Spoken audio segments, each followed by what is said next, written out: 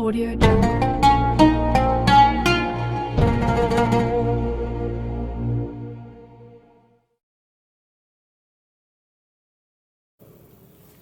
Assalamualaikum warahmatullahi wabarakatuh. Alhamdulillahirabbil alamin. Wassalatu wassalamu ala asrafil anbiya'il mursalin wa ala alihi wa sahbihi rasulillahi ajma'in. Asyhadu an la ilaha illallah wa asyhadu anna muhammadar rasulullah.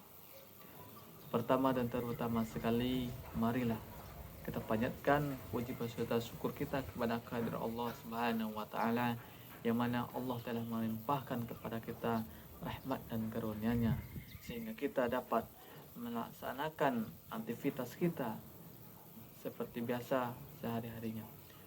Selawat dan salam marilah kita hadiahkan buat Nabi Muhammad SAW, Nabi yang telah membawa kita dari zaman yang penuh dengan kebodohan, zaman jahiliyah, menuju zaman yang penuh dengan ilmu pengetahuan seperti yang kita rasakan pada saat sekarang ini.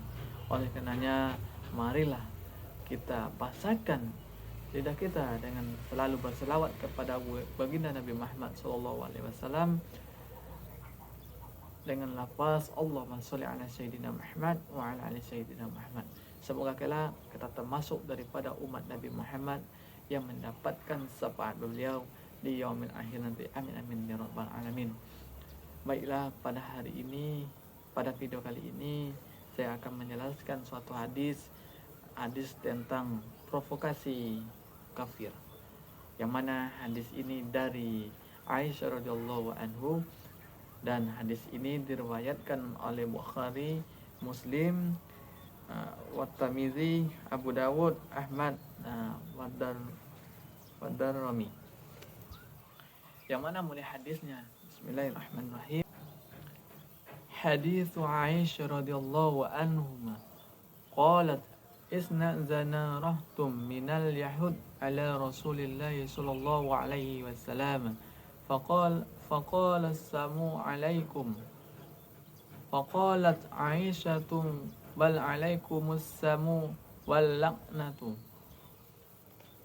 فقال رسول الله صلى الله عليه وسلم يا عائشة إن الله يحب الرفق في الأمر كله. قالت alam tasma' ma qalu qala qad qultu wa alaikum. Yang mana pengertiannya, hadis dari Aisyah radhiyallahu anhu, semoga Allah meridhoinya, qalat, di situ berkata Aisyah, isna'zana, minta izin, rahtum minal yahud, sekelompok orang dari Yahudi, ala, atas Rasulullah sallallahu alaihi wasallam. Faqalus samu, maka mereka berkata, kecelaka, alaikum, bagimu. Faqalat Aisyah, maka berkata Aisyah, bal alaikumus samu,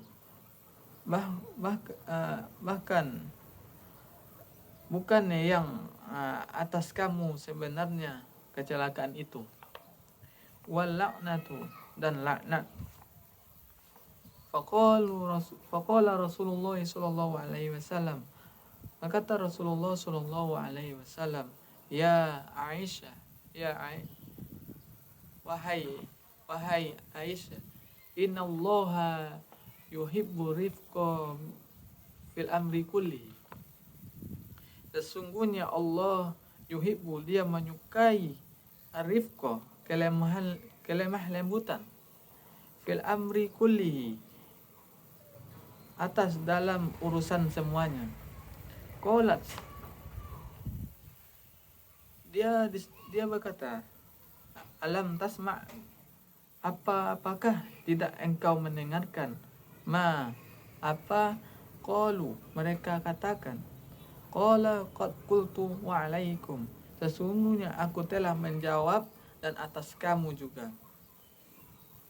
Pada hadis ini dapat kita jelaskan bahwa hadis ini menjelaskan bagaimana sikap seorang muslim terhadap orang non-muslim yang dalam hal ini berperilaku tidak baik kepada kaum muslimin.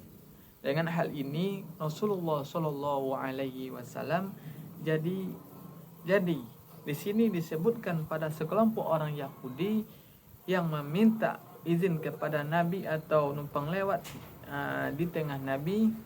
Kemudian mereka menegur Nabi kalau orang tidak menyimak dengan baik, tidak tahu bahwasanya teguran ini jelek.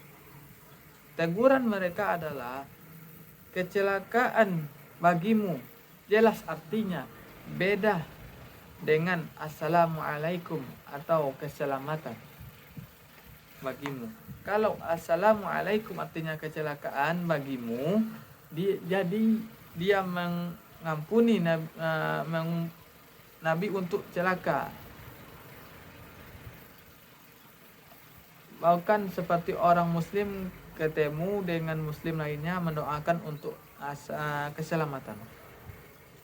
Jadi bagaimana Nabi menghadapi orang non-muslim yang berperilaku buruk dalam hal ini? Terlihat bahwasanya Aisyah radhiyallahu anhu, istri Rasulullah sallallahu alaihi wasallam, tidak bisa menerima dan dia langsung bereaksi. Dia marah kemudian menjawab dengan jawaban yang termasuk emosional. Aisyah menjawab,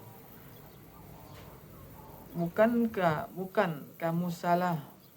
Bahkan kami bukan Rasul, bukan kaum muslimin yang celaka, atas kamulah kecelakaan itu, ditambah lagi dengan laknat.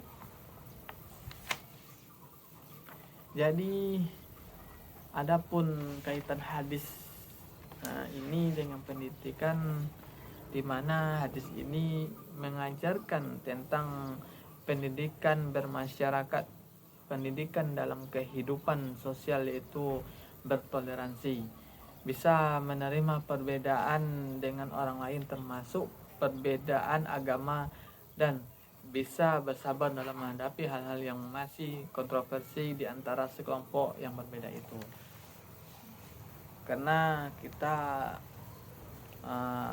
di Indonesia ini memiliki 6 agama yang diakui. Oleh karena itu pentingnya sikap perilaku toleransi, terutama lagi kita seorang muslim dianjurkan dan diperintahkan untuk saling menghargai, saling menghormati sesama manusia tentunya, dan menghormati juga orang yang berbeda keyakinan dengan kita. Di sini kita diajarkan untuk bisa bersabar, bisa saling menerima perbedaan dalam bermasyarakat, dalam hidup bersosial. Dan hadis ini berbicara tentang pendidikan keluarga, di mana Nabi melakukan 2 hal terhadap keluarganya. Dalam hal ini Aisyah yang pertama, Nabi menganjurkan dalam hal ini, dia memberikan nasihat kepada Aisyah ketika ada yang keliru. Dia sebutkan mana yang sebaiknya ketika menurut dia Aisyah ini salah respon yang berkesan kasar, yang mengajarkan Allah itu selakunya suka yang lemah lembut, jadi kamu itu harus lemah lembut juga bagimu. Tentunya dalam pendidikan kita sebagai insyaallah calon seorang guru, kalau ada penyampaian dari murid atau teman-teman sebaya nantinya yang maksudnya ucapannya keliru, disitulah kita sebagai guru, sebagai teman mengajarkan atau menegur gimana yang bagus dan apa yang seharusnya. Dan kita tidak boleh mengajarkan dengan kasar, apalagi dengan kesan emosi, bahwasanya di hadis ini Allah menyukai orang yang berkata lemah lembut. Jadi kita saling mengajarkan sesuatu yang salah terhadap yang keliru dengan lemah lembut. Demikianlah penjelasan hadis ini. Kalau ada salah dan janggalnya dalam penyampaian, saya mohon maaf. Wabillahi taufiq wal hidayah. Assalamualaikum warahmatullahi wabarakatuh.